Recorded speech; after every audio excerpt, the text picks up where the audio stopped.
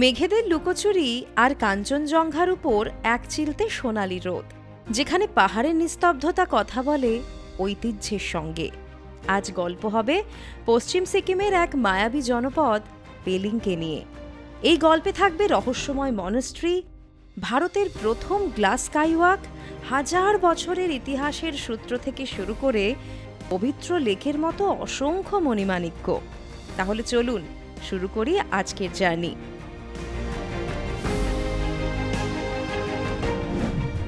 আজ 9 জানুয়ারি, শুক্রবার। ব্যাগপত্র গুছিয়ে বেরিয়ে পড়লাম।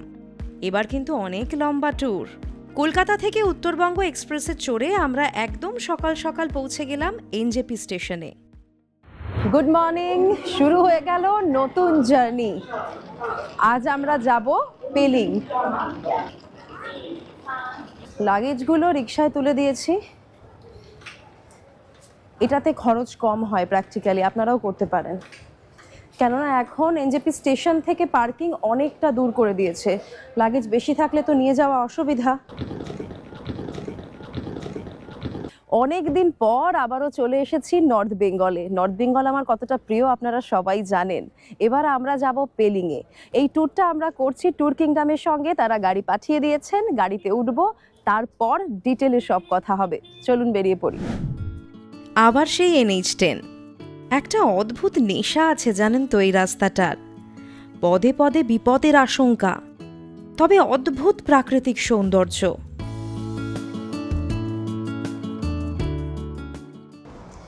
কতদিন পরে তিস্তাকে দেখলাম। দেখুন এখন কত শান্ত, রঙও পাল্টে গেছে, কিন্তু কনকনে ঠান্ডা হাওয়া দিচ্ছে। আজকে কিন্তু একটু আগেও রোদ ছিল না, এখন কিন্তু ভালোই রোদ উঠেছে, কিন্তু কান ঢেকেই রাখতে হবে, কোনো অপশন নেই। একটু গাড়ি থেকে নামলাম, হাত পা ছাড়িয়ে নেওয়া আর কি। কালীঝোড়া ক্রস করছি। কালীঝোড়া ক্রস করে এসেই দাঁড়ালাম এই জায়গাটায়। এখানে অনেকে আবার সেলফি টেলফি তোলেন। আমাদের গাড়ি চালাচ্ছে বিবেক ভাই। এক পাশে তিস্তাকে রেখে আমরা এখন এগিয়ে চলেছি। মাঝে একবার চটপট ব্রেকফাস্ট সেরে নিলাম। ভীষণ গরম।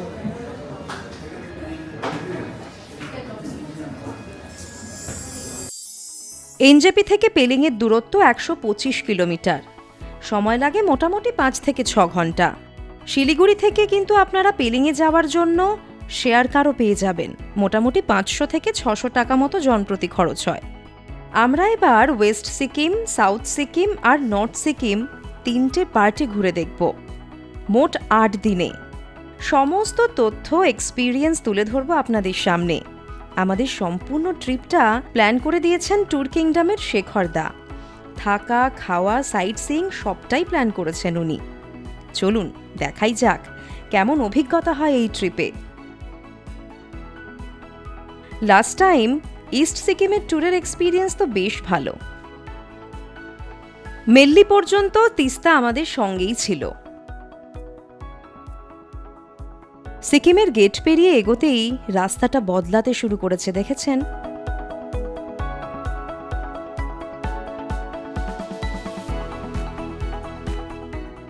আমরা অলরেডি সিকিমে ঢুকে গেছি। মেল্লি বাজার থেকে ডান দিকের রাস্তাটা নিলাম, ব্রিজটা ক্রস করার পর এখন সিকিমে ঢুকে গেছি। জোরথাং লেকশিপ পেরিয়ে পাহাড়ি রাস্তায় চলেছি পেলিংয়ের দিকে। মাঝে মধ্যেই কিন্তু খারাপ রাস্তা আসছে, কিন্তু মজার ব্যাপার কি জানেন? এমনই অপূর্ব প্রাকৃতিক সৌন্দর্য যে রাস্তার দিকে আর চোখই যাচ্ছে না। তার সঙ্গে এই আকাশ।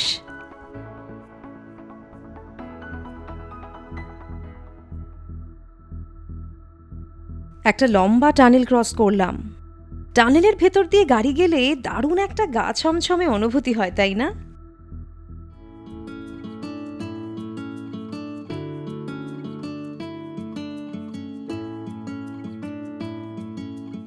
দেখতে পেয়েছেন আমার পিছনে? জাস্ট পেলিংয়ে ঢুকেছি, তার মধ্যেই এনার দর্শন পেয়ে গেলাম। পাশে পাশে চলেছেন আমাদের সঙ্গে। এই যে, ঠিক এই কারণেই হয়তো শীতকালে পাহাড়ে আসে মানুষ। আর পেলিংয়ে তো বটেই। পেলিং তো বিখ্যাতই কাঞ্চনজঙ্ঘা দর্শনের জন্য।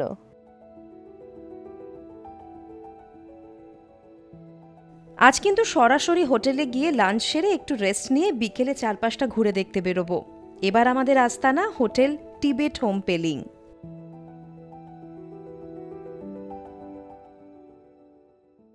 এখানেই রয়েছে পেলিংয়ের রোপওয়ে, আর ঠিক উল্টো দিকটাতেই হোটেল টিবেট হোম।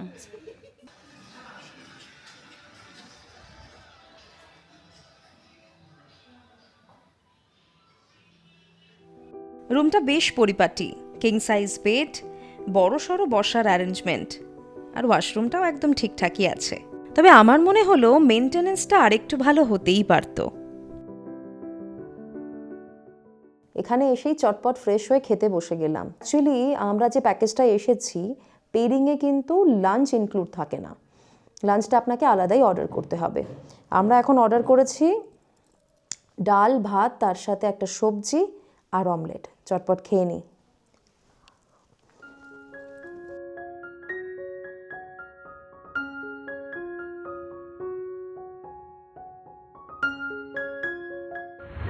খাওয়া দাওয়া সেরে বেরিয়ে পড়েছি, সামনেই রোপওয়ে রয়েছে। চলুন রোপওয়েটা অন্তত আজকে চড়া যাক, বাদ বাকি ভিউ পয়েন্ট কাল দেখবো।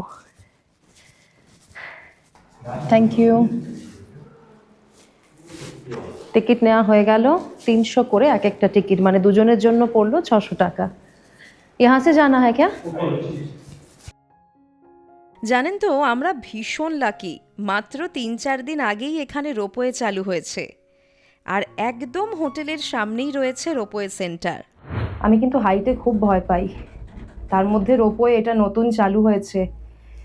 অনেস্টলি হার্টবিট প্রচণ্ড হাই। আপনাদের দেখাবো বলে এক্সাইটমেন্টে উঠে তো পড়লাম, এবার রীতিমতো ভয় লাগছে।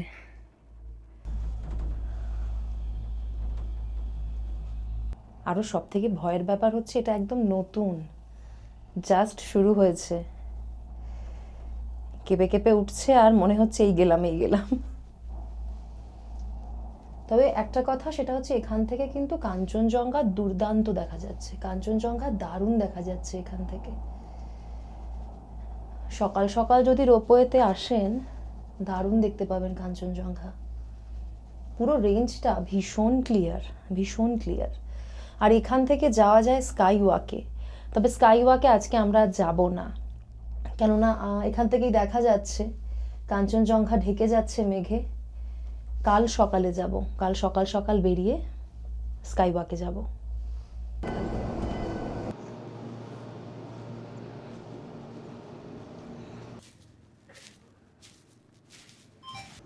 ওই যে স্কাই ওয়াক, পরিষ্কারভাবে বোঝা যাবে না এখন, আমরা এখন আর যাচ্ছি না। চলুন, এদিকে মনাস্ট্রি রয়েছে।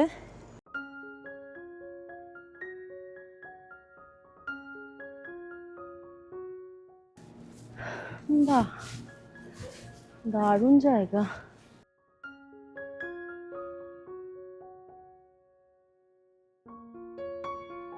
রোপওয়ে সেন্টারের একেবারে পাশেই আছে সাংঘাচোলিং মনাস্ট্রি, বহু প্রাচীন এই মনাস্ট্রি। 1697 সালে লামা লাহাতিসুন চেম্পো এই মনাস্ট্রি তৈরি করেছিলেন। এখান থেকে 360 ডিগ্রি ভিউ পাওয়া যায়, অপূর্ব সুন্দর চারপাশ, তার উপর শান্ত স্নিগ্ধ পরিবেশে মনও শান্ত হয়ে যায়।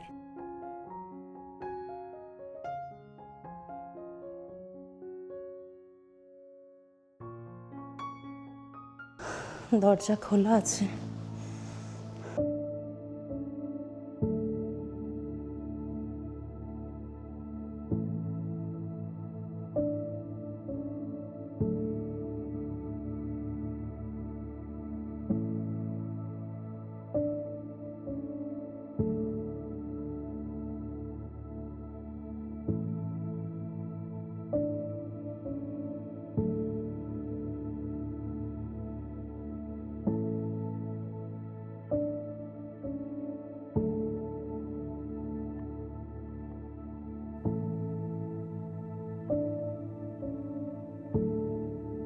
কত সুন্দর প্রত্যেকটা স্তূপা এখানে।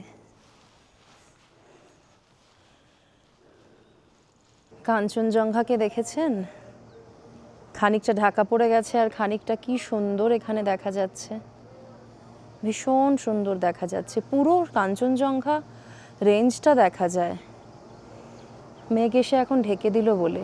এই মনাস্ট্রি থেকে দারুণ ভিউ।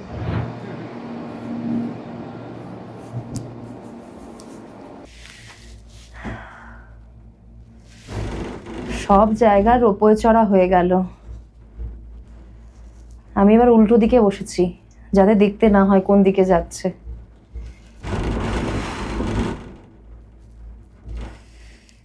এই আওয়াজগুলো যখন হচ্ছে না, এখনো কাঞ্চনজঙ্ঘা দেখা যাচ্ছে, একবার দেখুন।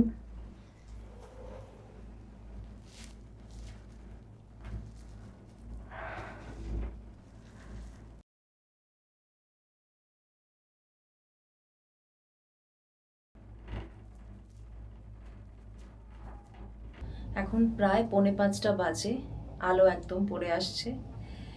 4:30 অবধি রোপওয়ের টাইম, কিন্তু ওনারা আমাদের জন্য প্রায় 10 মিনিট এক্সট্রা ওয়েট করেছেন। মনাস্ট্রি থেকে নেমে আবার উপরে আসতে একটু টাইম লেগে গেল, কিন্তু ওনারা ওয়েট করেছেন। যদিও বললেন যে এখন নতুন নতুন শুরু হয়েছে বলে ওনারা ওয়েট করছেন, এরপর হয়তো একদম এক্স্যাক্ট 4:30তেই বন্ধ হয়ে যাবে। প্রথমে ভীষণ ভয় করছিল, খুব সত্যি, কিন্তু এখন খুব ভালোও লাগছে। পুরো পেলিংটা আপনি রোপওয়ের উপর থেকে দেখতে পাবেন, আর কাঞ্চনজঙ্ঘার অসামান্য সুন্দর ভিউ। এটা তো একটা বিশাল বড় প্রাপ্তি। দেখুন,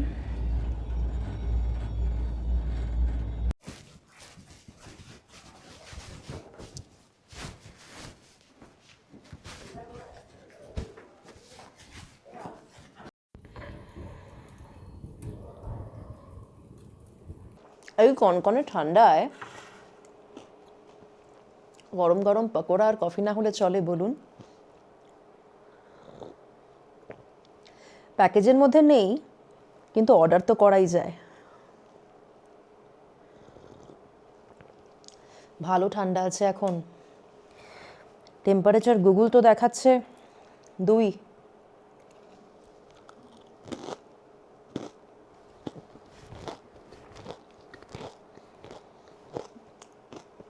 আজ রাতে চটপট ডিনার করে ঘুমিয়ে পড়বো, কাল সকালে আবার দেখা হবে। লম্বা জার্নির পর বেশ টায়ার্ড ছিলাম সেদিন, তাই চট করে ঘুমও চলে এসেছিল।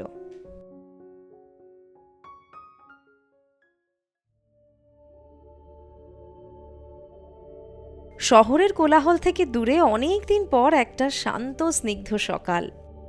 ভোরবেলায় উঠেছিলাম, একবার পাখির চোখে ভোরের পেলিংটা কেমন লাগে দেখে নিন।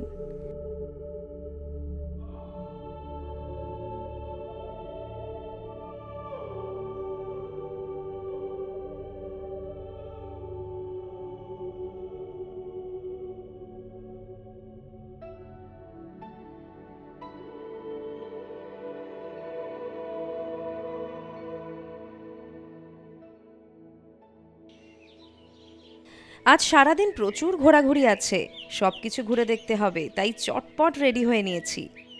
চা খাওয়ার পর একটু পায়ে হেঁটে এলাকাটা ঘুরে দেখতে বেরোলাম। Good morning. সকাল সকাল একটু হাঁটতে বেরিয়েছিলাম, হাঁটতে হাঁটতে এখানে চলে এলাম। প্যারাগ্লাইডিং হয় এখানে, দারুণ লাগে জানেন তো। শীতের সকালে একা একা একটা শান্ত রাস্তা দিয়ে হেঁটে চলা আমার খুব প্রিয় একটা ব্যাপার। যেমন আর 5টা পাহাড়ি গ্রাম হয়, ঠিক তেমনই সহজ সরল এই পেলিং। বেশিরভাগ মানুষই বুদ্ধিস্ট, জীবন বেশ সহজ। এখানে দেখলাম প্যারাগ্লাইডিংও হয়, খরচ মোটামুটি 6,000 টাকা মতো।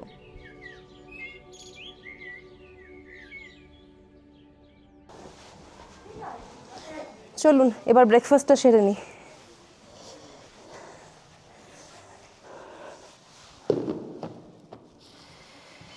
ব্রেকফাস্টে রয়েছে পুরি সবজি, চটপট খেয়ে নিই, খেয়ে দিয়ে বেরিয়ে পড়বো গোটা পেলিংটা ভালো করে ঘুরে দেখার জন্য।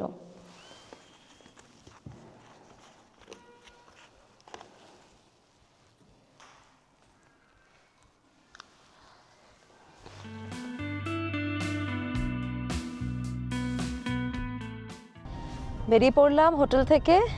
এবার গোটা পেলিং ভালো করে ঘুরে দেখব।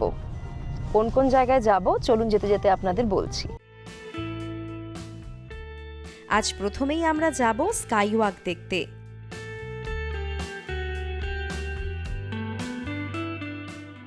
এখন 9:30 বাজে, আমরা চলে এসেছি স্কাই ওয়াকের কাছে। কিন্তু সব থেকে দুঃখের ব্যাপার হলো এই যে আমার পেছনে দেখতে পাচ্ছেন এই এরিয়াটা, এখানেই দেখা যায় কাঞ্চনজঙ্ঘা। আর কাঞ্চনজঙ্ঘা দেখার জন্যেই কিন্তু মানুষ স্কাই ওয়াকে আসে। এই স্কাই ওয়াকটা বানানোই হয়েছে যাতে কাঞ্চনজঙ্ঘার ভালো ভিউ পাওয়া যায়। কিন্তু কপাল খারাপ, কালও আপনাদের কাঞ্চনজঙ্ঘা দেখিয়েছে, কিন্তু আজ দেখুন ভেবেছিলাম সকাল সকাল খুব ভালোভাবে দেখাতে পারবো, কিন্তু কোনো অপশান নেই বলেই মনে হচ্ছে, একদম মেঘে ঢাকা। আমাদের আজকে অনেকগুলো পয়েন্টে যাওয়ার আছে, অতএব এখানে তো খুব বেশি সময় কাটাতে পারবো না। মনে হচ্ছে না এখান থেকে কাঞ্চনজঙ্ঘার ভিউ আপনাদের দেখানো সম্ভব হবে। তাও চলুন স্কাই ওয়াকটা ভালো করে ঘুরে দেখি। একদম ঝকঝকে দিন, প্রচণ্ড কড়া রোদ উঠেছে, ভালোও লাগছে, কনকনে ঠান্ডা হাওয়া, তার সঙ্গে রোদ, দারুণ জমজমাট ব্যাপার। চলুন। এখানে কিন্তু ক্যাশ, অনলি ক্যাশ।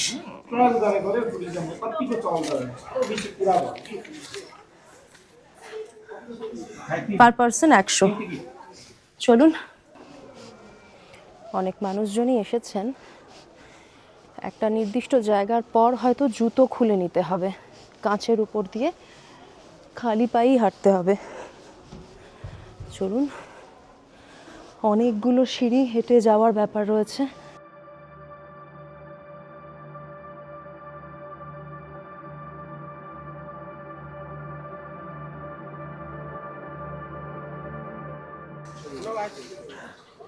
এখানে জুতো খুলে রেখে তারপর স্কাই ওয়াকে যেতে হবে। ওপরে বসে রয়েছেন বিশাল বুদ্ধা।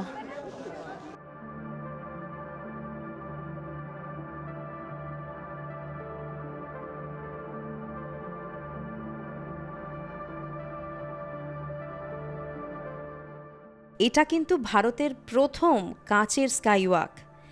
7,200 ফুট উচ্চতায় কাঁচের উপর দিয়ে হাঁটা সত্যিই রোমাঞ্চকর।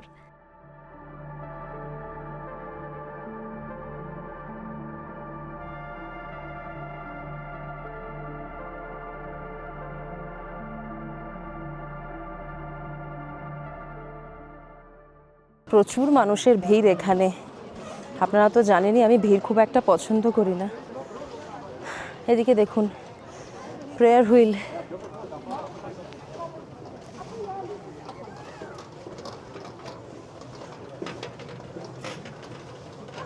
আর একটাই হাত দেওয়া মানে আপনাকে পরপর সব কটাই ঘোরাতে হবে, এটা কিন্তু নিয়ম। হলো সম্পূর্ণ। এবার গ্লাস ব্রিজে দেখুন প্রচুর ভিড়।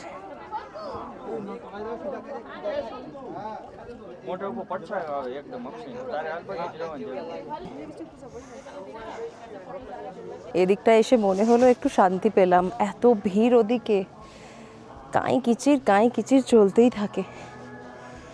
আপনারা বলবেন যে আপনি একটা ট্যুরিস্ট স্পটে গেছেন, সেখানে তো মানুষ থাকবেই, ভিড় থাকবেই। প্র্যাকটিক্যালি কী বলুন তো, আমি যখন একা ঘুরতে বেরোই না তখন সেই সব জায়গাগুলো এড়িয়ে যাই যেখানে ভিড় বেশি থাকে। কিন্তু এই জায়গাগুলোয় আপনাদের জন্য আসতে হয়, আপনাদের তো দেখাতে হবে এটা নতুন একটা জায়গা, মিস করলে তো হতো না, তাই না? এখানে গেট কিন্তু বন্ধ, প্রত্যেকটা দিকেই বন্ধ রয়েছে, তার মানে যেদিক দিয়ে আপনি আসছেন সেদিক দিয়েই আপনাকে ব্যাক করতে হবে। দেখুন ওই একটা জায়গায় কত ভিড়। নর্মালি গ্লাস ব্রিজ যেগুলো থাকে সেক্ষেত্রে বলা হয় যেন এক জায়গায় বেশি ভিড় না হয়, কিন্তু অবস্থা দেখুন একবার ওদিকটার। এতজন একসঙ্গে একই জায়গায় ভিড় করেছেন, এইগুলোতেই সমস্যাটা তৈরি হয়। এই যে এটা করা উচিত নয়, একই জায়গায় এতগুলো মানুষের ভিড় করার কথা নয়। এই জায়গাটায় পুরো কাঞ্চনজঙ্ঘার রেঞ্জটা দেখা যায়, সম্পূর্ণ ঢাকা। কাল বিকেল অবধি এত ভালো দেখলাম, জানি না আজকে কেন একেবারেই দেখা দিলেন না সুন্দরী। ভালোই ঘোরাঘুরি হলো, ফ্যামিলি নিয়ে আসার জন্য ভালো জায়গা, তবে ভিড়টা একটু কম থাকলে ভালো হতো। আর সব থেকে বড় ব্যাপার, যদি কাঞ্চনজঙ্ঘাকে দেখতে পেতাম তাহলে আরও ভালো হতো। আচ্ছা, এখানে ওয়াশরুমও আছে, চাইলে ইউজ করতে পারেন, ওয়ে টু ওয়াশরুম।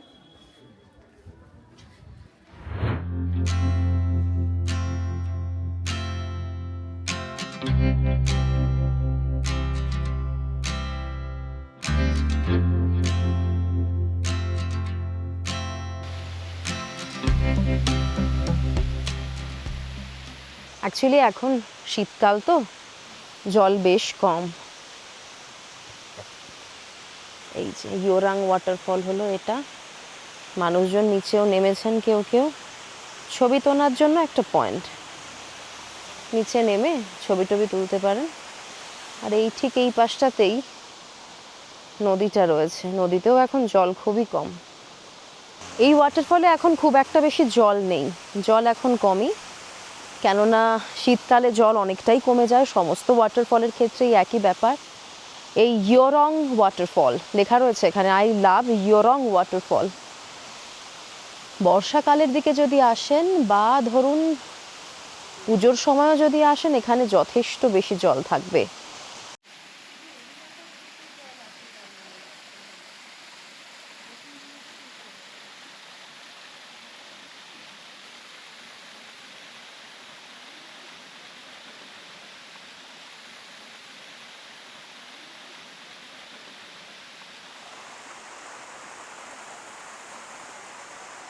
একটা মজার ব্যাপার লক্ষ্য করছি এখানে, দেখুন প্রত্যেকটা পাথর থেকে জল ঝরে পড়ছে। শুধুমাত্র ওই দিকে ওয়াটারফল তা নয়, এখানে প্রত্যেকটা পাথর থেকে জল ঝরে পড়ছে। আমি একটু সামনে গিয়ে দেখাই, বুঝতে পারবেন। মানে বর্ষাকালে তার মানে এখানে পুরো এরিয়াটা জুড়েই জল পড়ে। বাহ, এটা কিন্তু দারুণ একটা ব্যাপার, ইউনিক। এই পুরো এরিয়াটা থেকে জল আসে তার মানে বর্ষাকালে। দেখুন ভালো করে, বুঝতে পারবেন। দেখেছেন? দেখুন সমস্ত জায়গাটা থেকে জল আসছে। বর্ষাকালে না জানি আরো কত সুন্দর লাগে এই জায়গাটা দেখতে। কখনো বর্ষাকালে আসতে হবে পেলিংয়ে।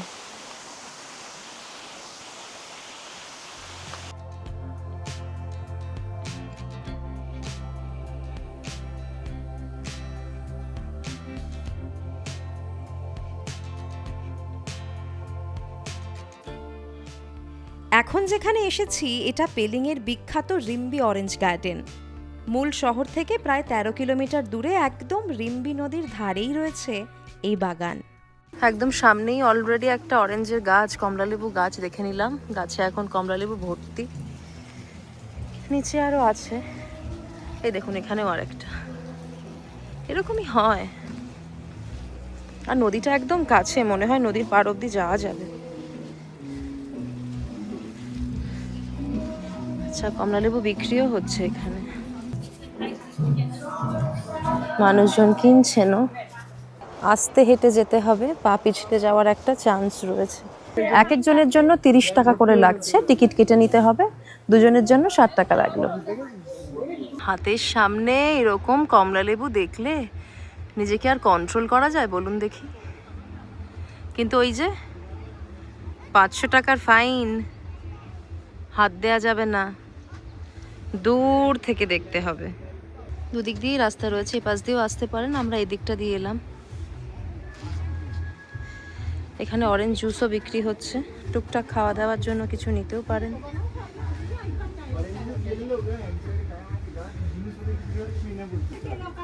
এগুলো 100 করে, বড়গুলো নিলে মোটামুটি ধরুন 1, 2, 3, 6টা মতো থাকবে, 5টা বা 6টা, আর নালে 10টা মতো। এখানে অনেক কিছু টুকটাক পাওয়া যাচ্ছে। অরেঞ্জ গার্ডেন দেখতে দেখতে এবার একটু নদীর দিকে যাই। এটা ডাম্পলিং হাউস, এখানে চাও পাওয়া যায়। এটা খুব সুন্দর জায়গায়, আমার ইচ্ছে করছে এখানে একটু বসতে।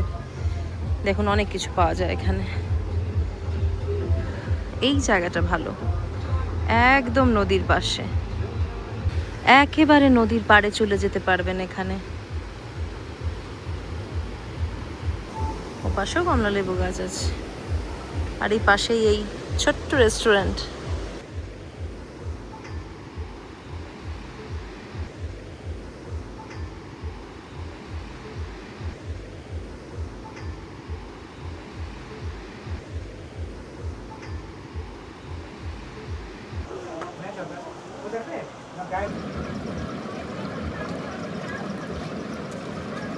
দারুণ জায়গা কিন্তু, দারুণ সুন্দর জায়গা। এখানে এসে অনেকটা সময় কাটাতে পারবেন চাইলে। খাওয়া দাওয়ারও টুকটাক অ্যারেঞ্জমেন্ট রয়েছে। জলের এত কাছে, সামনে কমলালেবু বাগান, আর কি চাই। দারুণ লাগছে।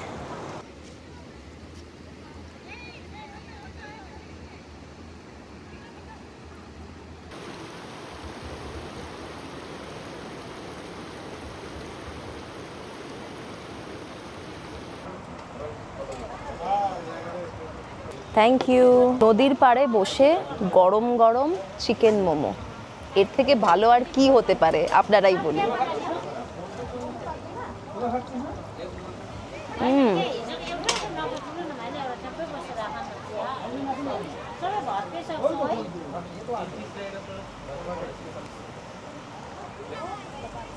চোখে জল এসে গেল। গরম ঝাল একসঙ্গে, কিন্তু দারুণ লাগছে।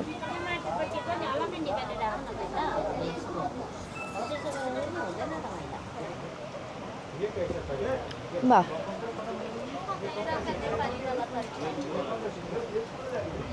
পালপি জুস, এই একটা বটল 80 টাকা।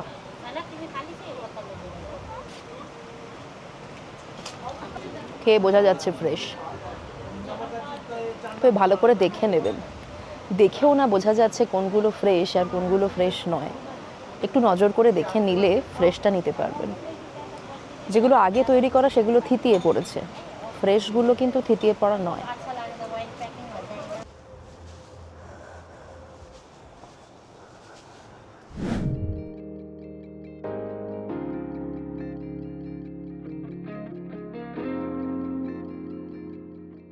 যে জায়গাটায় এখন আমরা এসেছি এটা খুবই পবিত্র একটা জায়গা সিকিমের। এই লেককে বলে ইচ্ছে পূরণকারী লেক। বৌদ্ধ ও হিন্দু দু ধর্মের মানুষের কাছেই এই লেকের বেশ গুরুত্ব আছে। এমনকি পাখিরাও নাকি এই লেকে কোনো গাছের পাতা পড়লে তা ঠোঁটে করে সরিয়ে দেয়। খেচুপেরি লেকে চলে এসেছি। টিকিট নিতে হবে এখান থেকে। ভেতরে একটা বড় মনাস্ট্রি রয়েছে। কিতনা করকে হ্যাঁ? 30। এখানে একটা মনাস্ট্রি দেখতে পাচ্ছি, কিন্তু মনাস্ট্রিটা মনে হয় বন্ধ। লেকের দিকে যাওয়ার রাস্তাটাও এদিকে।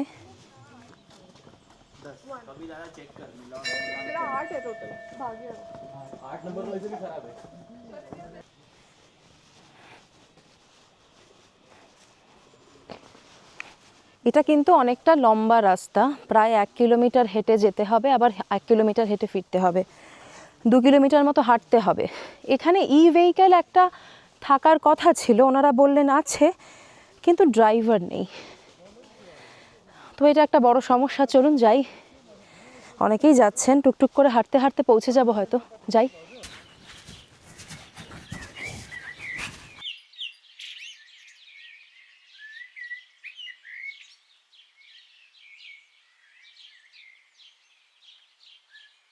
এই লেকটার আকৃতি নাকি অনেকটা পায়ের পাতার মতো। অনেকে বলেন মহাদেবের পা, অনেকে বলেন বুদ্ধার পা। সেই কারণে হিন্দু ধর্মে এবং বৌদ্ধ ধর্মে প্রচণ্ড গুরুত্ব রয়েছে এই লেকটার। খুবই পবিত্র একটা লেক। লোকাল মানুষরা তো হোলি লেকও বলেন।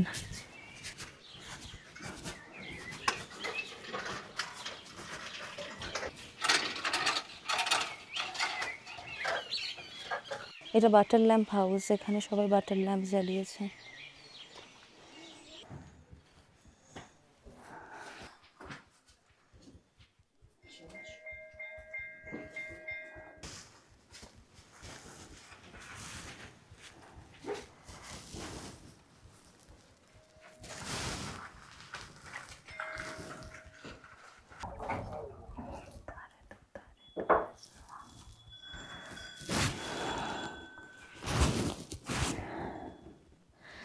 এখানে বুদ্ধিস্টরা যে 21 জন তারার পুজো করেন, সেই 21 জন তারারই ছবি রয়েছে।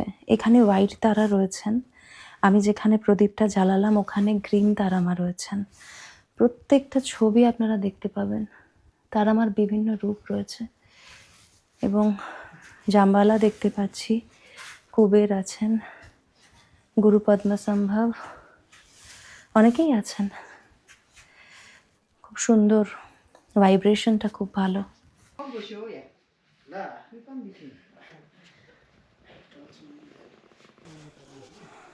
এখানে মনে হচ্ছে গুরু পদ্মসম্ভব আছেন।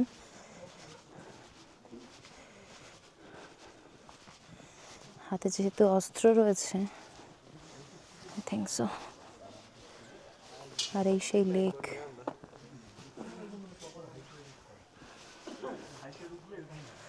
এপাশ থেকে না উপরে ওঠার একটা রাস্তা আছে, যেখান দিয়ে উপরে যাওয়া যায়,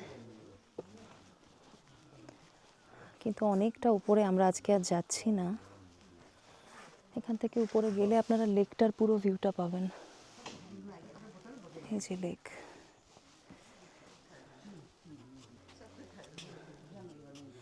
সত্যিই খুবই পরিষ্কার পরিচ্ছন্ন। একটু ক্লোজ থেকে দেখাই আপনাদের। দেখুন, সত্যি কিছু পড়ে নেই জলে, একদম পরিষ্কার।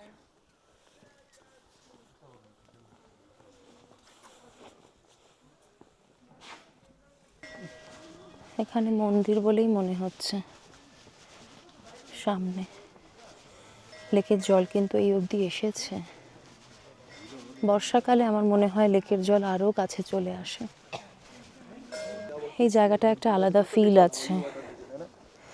ধর্মীয় ব্যাপার কি আছে সত্যিই জানা নেই, কিন্তু একটা আলাদা অনুভূতি আছে, একটা অদ্ভুত সুন্দর গন্ধ।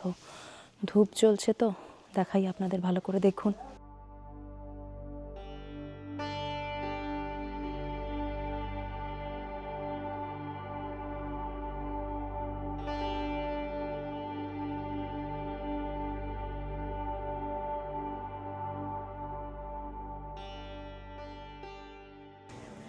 ঠিক ওপাশটাতেই জলটা, এই যে। এখন মনে হয় লেকের কাছে যেতে দেওয়া হয় না, কেউ তো যাচ্ছেন না। দেখুন, সত্যি কোনো পাতা কিছু নোংরা পড়ে নেই, এত স্বচ্ছ জল। বুঝতে পারছেন, মানে প্রচণ্ড স্বচ্ছ জল। এখানে জলটা রাখা আছে, যে হোলি ওয়াটার। সাধারণ মানুষ এই জল খেতে পারেন চাইলে, এবং এই জল মাথায়ও দিতে পারেন।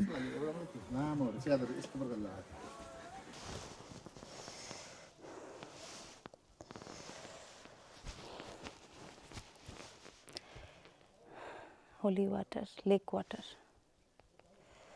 এখান দিয়ে গেটটা রয়েছে, কিন্তু যাওয়া অ্যালাউড নয়। দেখুন, এদিকে গেটটা রয়েছে। চলুন যা যাক।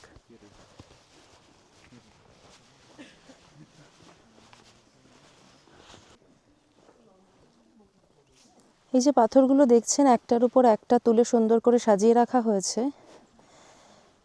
এখানে স্থানীয় মানুষরা বিশ্বাস করেন যে পাথরগুলো এইভাবে সাজিয়ে যদি কোনো উইশ করা হয়, সেই ইচ্ছে ভগবান পূরণ করেন।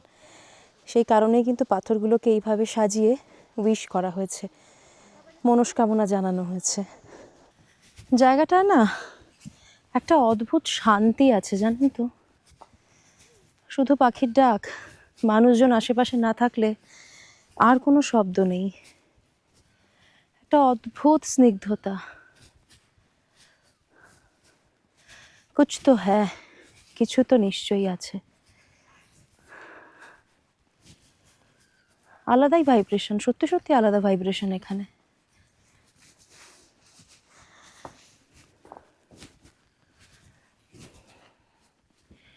আগে অনেকে জলের কাছে অবধি যেতেন, কিন্তু এখন দেখলাম জলের কাছে যাওয়া বন্ধ করে দেওয়া হয়েছে। সত্যি তো, মানুষ তো নোংরা করে ফেলে না। এত পবিত্র একটা লেক নোংরা করে ফেলতে আর ক মিনিট লাগে? ঠিকই আছে। এই জায়গাটা হলো এখানকার স্পেশালিটি, লাটপস পিজারিয়া অ্যান্ড ইটারি। চলুন খাওয়া দাওয়া করা যাক। बैठे एक उधर से इसमें बैठे पिज़्ज़ा है ना इसमें।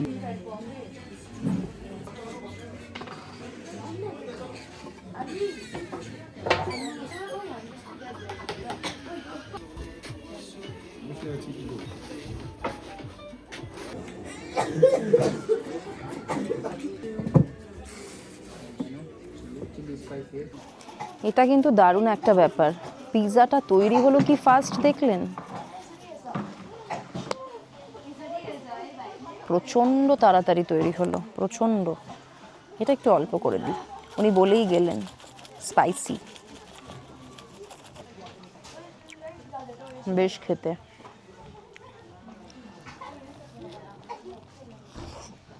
চিজের পুলটা দেখছেন,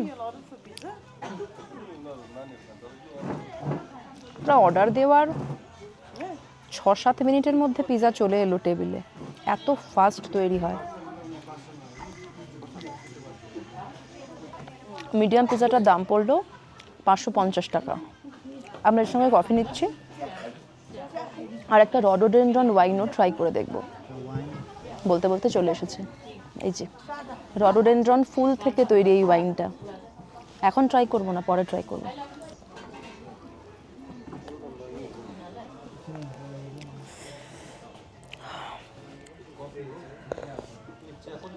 আহা দারুণ, ট্রাস্ট মি, দারুণ।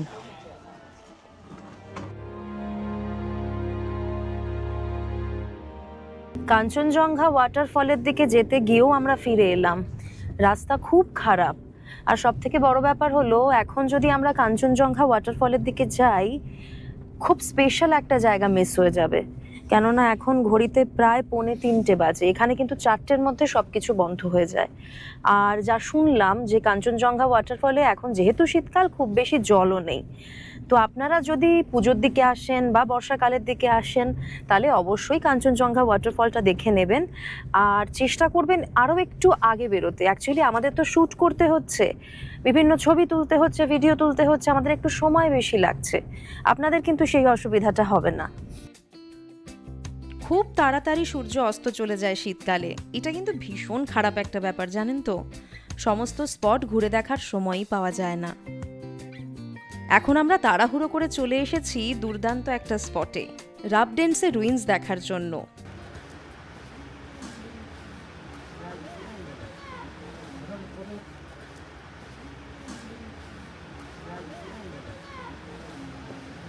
বার্ড পার্কের পাশ দিয়েই যেতে হবে রুইনের দিকে, কিন্তু সময়টা বড্ড কম, এটা একটা সমস্যা। উপরে বার্ড পার্কে যাওয়ার রাস্তা,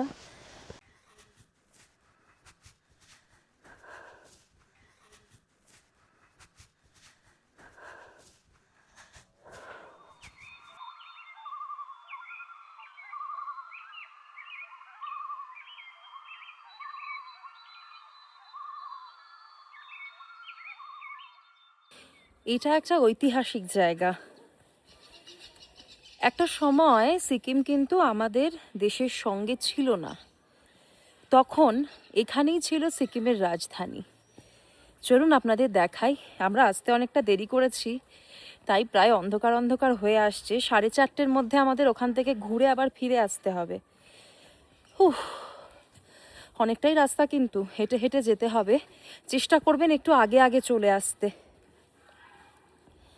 এবড়ো খবড়ো রাস্তা আছে, সাবধানে যেতে হবে।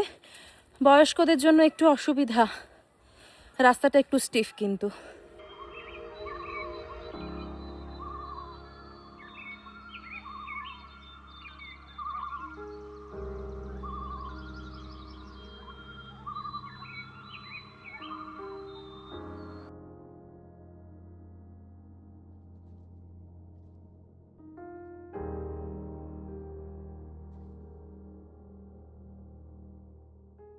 এই রুইনকে অনেকে আবার ভারতের মাচু পিচুও বলেন।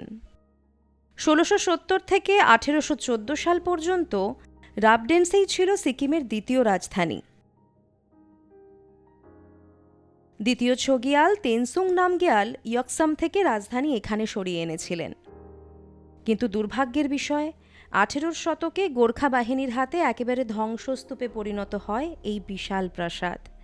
এখন অবশিষ্টটুকুই পড়ে রয়েছে।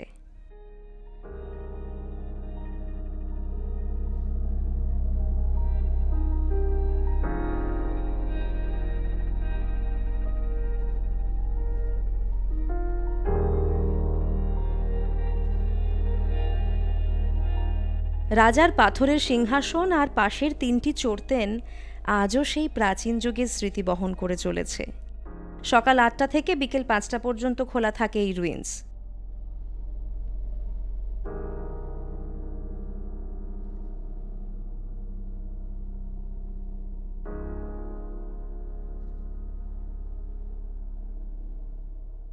আর ঠিক পাশেই আছে সিতকিয়ং তুলুক বার্ড পার্ক, ঘুরে দেখতে পারেন।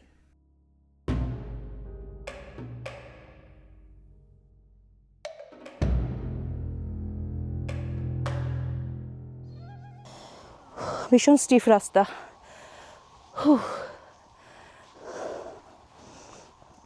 এখন যেখানে যাচ্ছি এটা সিকিমের 2nd ওল্ডেস্ট মনাস্ট্রি। চলুন যাই। পেমায়াংসে মনাস্ট্রিতে খুব তাড়াহুড়ো করেই চলে এসেছি, জানি না বন্ধ হয়ে যাবে কিনা। প্রায় অন্ধকারই নেমে আসছে। 1705 সালে তৈরি এই মনাস্ট্রি খুবই গুরুত্বপূর্ণ বুদ্ধিস্টদের জন্য। একটা সময় এই মঠের মঙ্করাই রাজাদের রাজ্যাভিষেক করাতেন। এই সন্ন্যাসীদের তাতাংসে বলে, মানে যারা বিশুদ্ধ।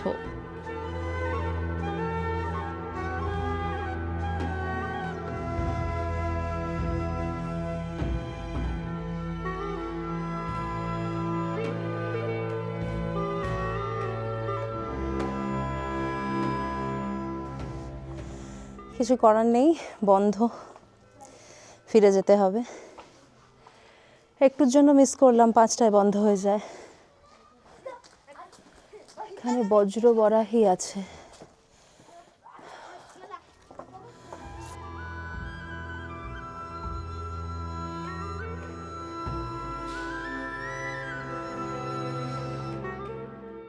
আজকের এই এপিসোড এখানেই শেষ করব। আপনাদের কাছ থেকে এখানেই বিদায় নেব। কাল আবার শুরু হবে নতুন জার্নি।